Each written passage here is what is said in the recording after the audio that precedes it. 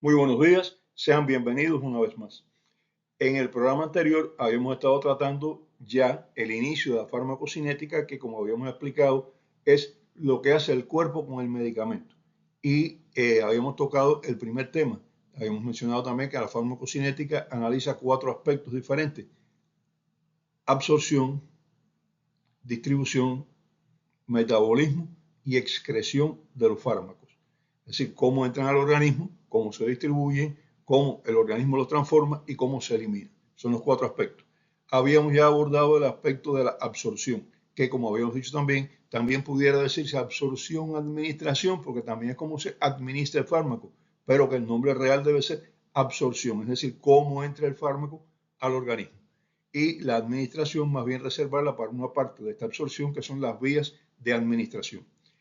Ya el fármaco absorbido, siguiendo la secuencia que habíamos mencionado, se encuentra dentro del compartimento central. Para recordarles, el compartimento central no es más que la parte del organismo que se encuentra por fuera de las células, es decir, lo que está dentro de la sangre y lo que está en el líquido que baña las células.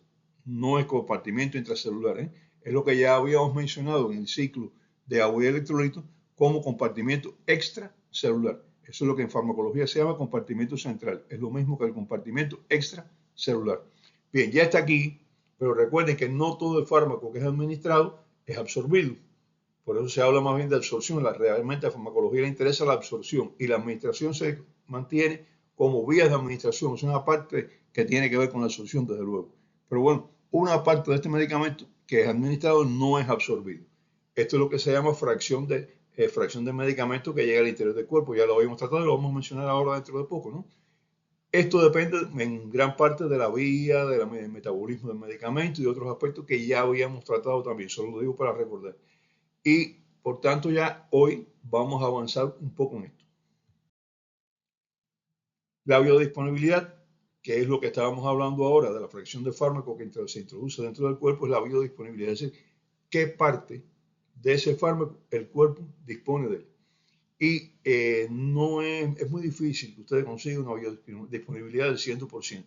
Siempre hay algún fármaco que no llegó a ser administrado, o sea, que no llegó a ser absorbido. Disculpen, se administró, pero no se absorbió. Esto depende de muchos factores. Ya habíamos mencionado también que por la vía intravenosa, todo el fármaco se introduce al compartimento central y que las demás vías tienen cada una de ellas algún por ciento. Por ejemplo, para calcular esto, para calcular la fracción, es decir, la fracción del fármaco que es biodisponible, hay una fórmula muy simple. Esta fórmula es F, que fracción es igual a cantidad del fármaco que ha sido ya distribuido por el cuerpo, que se encuentra disponible para el organismo, que se llama CFD, cantidad de fármaco disponible, sobre la cantidad de fármaco administrado.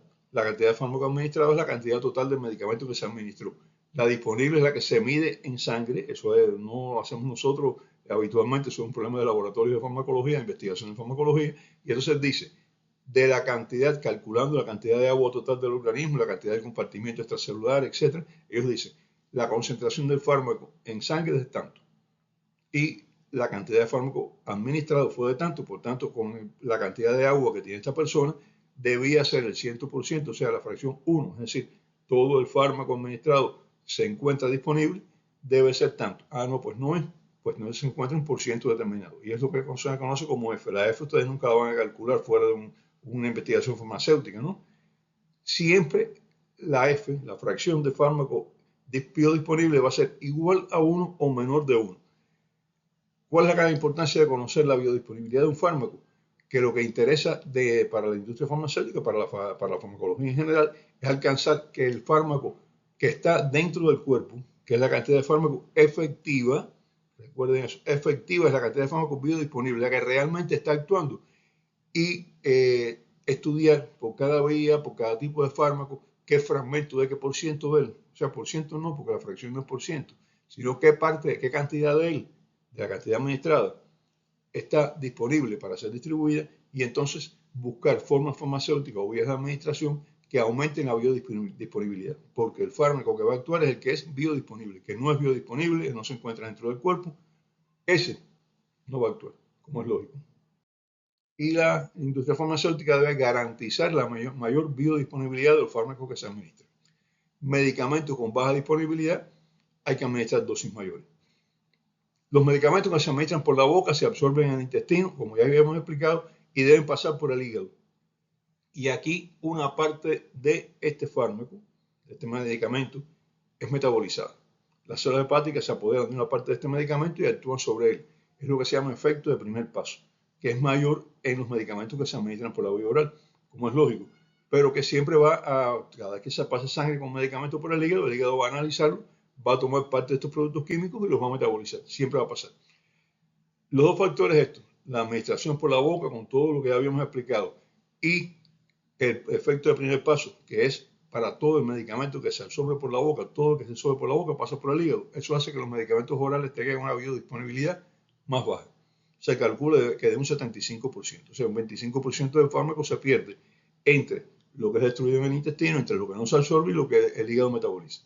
Algunos medicamentos no son activos, y esto es importante también conocerlo, en la forma que se administran.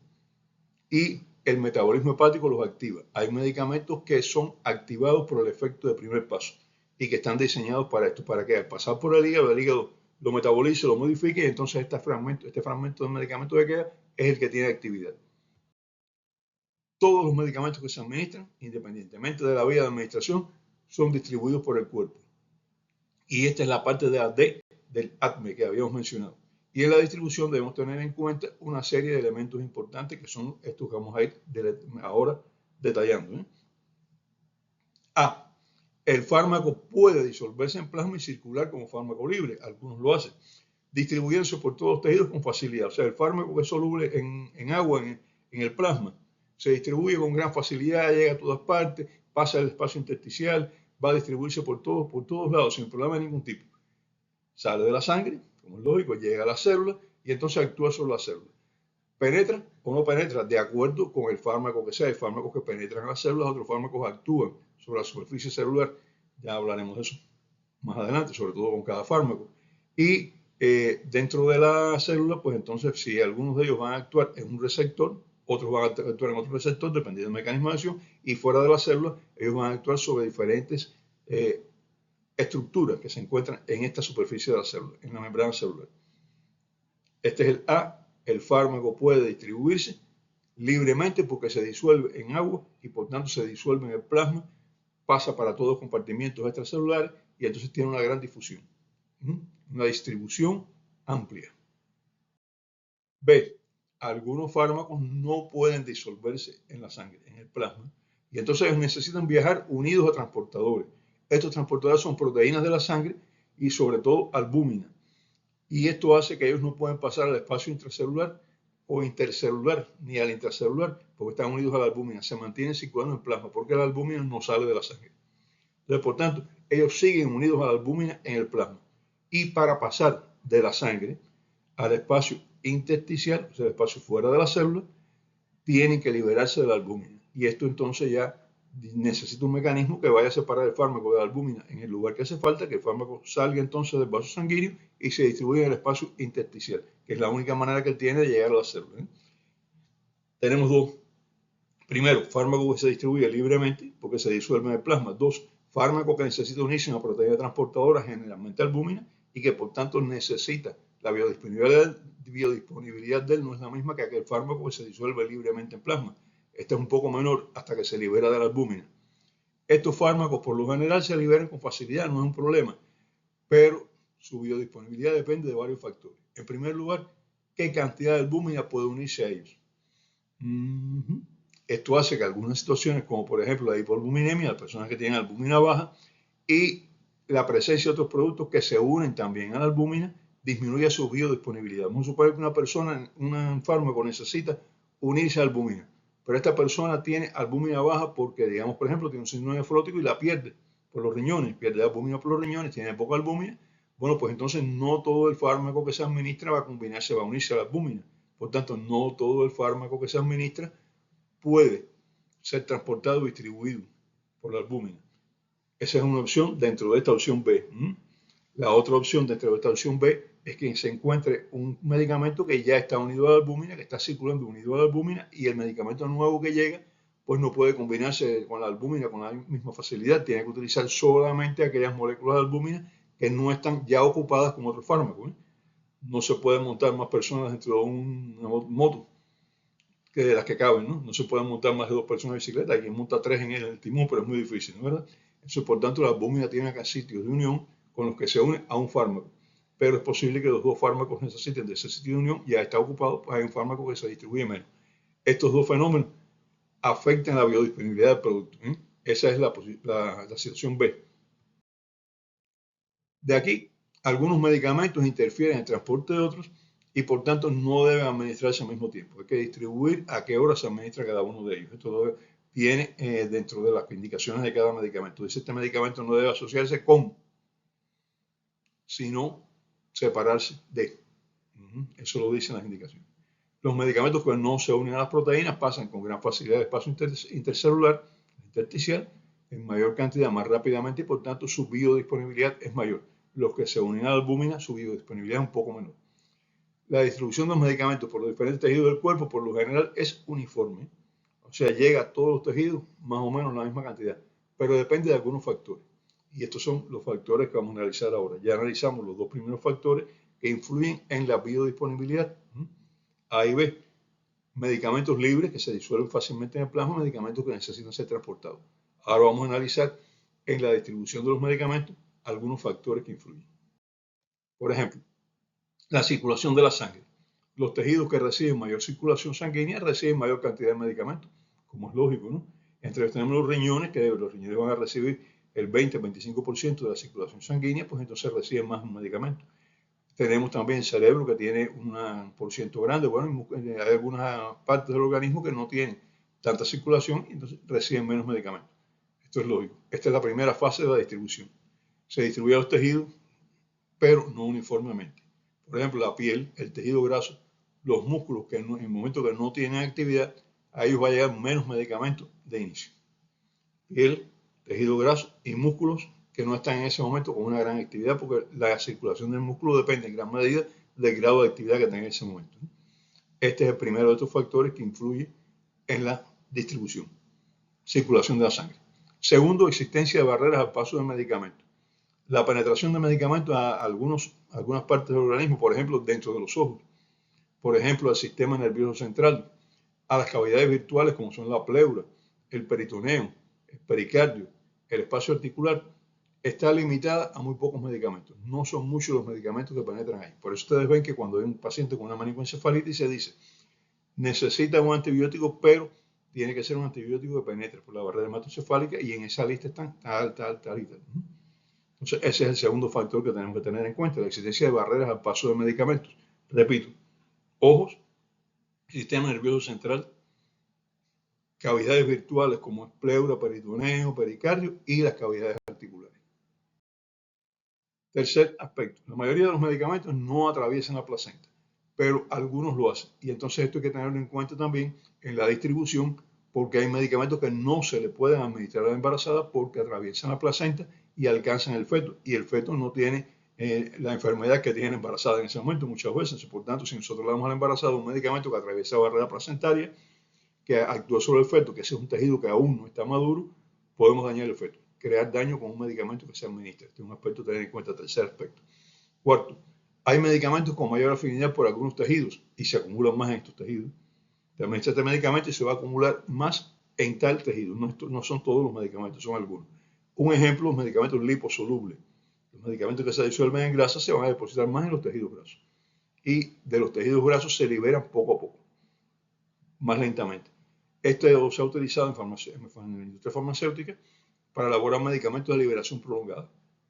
Medicamentos que llegan al tejido graso se acumulan ahí y entonces se van liberando poco a poco. Algunos medicamentos tienen liberación de hasta 72 horas del tejido graso. Y eso hay que tenerlo en cuenta, ya hablaremos cuando nos toquen esos medicamentos. Otros medicamentos penetran al interior de la célula y otros no. Ya habíamos mencionado esto varias veces. Y esto determina algunas diferencias en las acciones y en su concentración en plasma. El que penetra dentro de la célula, la concentración en plasma es menor. O sea, la biodisponibilidad en plasma es menor, porque al entrar a la célula, y recuerden que el líquido intracelular es mucho más que el líquido extracelular. Y esto hace entonces que se acumule el medicamento dentro de la célula, estoy hablando de los que penetran, y entonces no está tan disponible para afuera. hay medicamentos con afinidad para tejidos específicos y esto puede explicar la mayor toxicidad de estos medicamentos en estos tejidos. El medicamento tal, bueno, vamos a poner un ejemplo, los aminoglucósidos, kanamicina, amicacina, tienen más afinidad por los riñones y por el oído interno. ¿Qué hace esto? Como se acumula ahí en mayor cantidad, hace más daño. Y la toxicidad mayor de estos medicamentos está en riñones y en oído interno. Por eso también hay que tomar precauciones con ellos.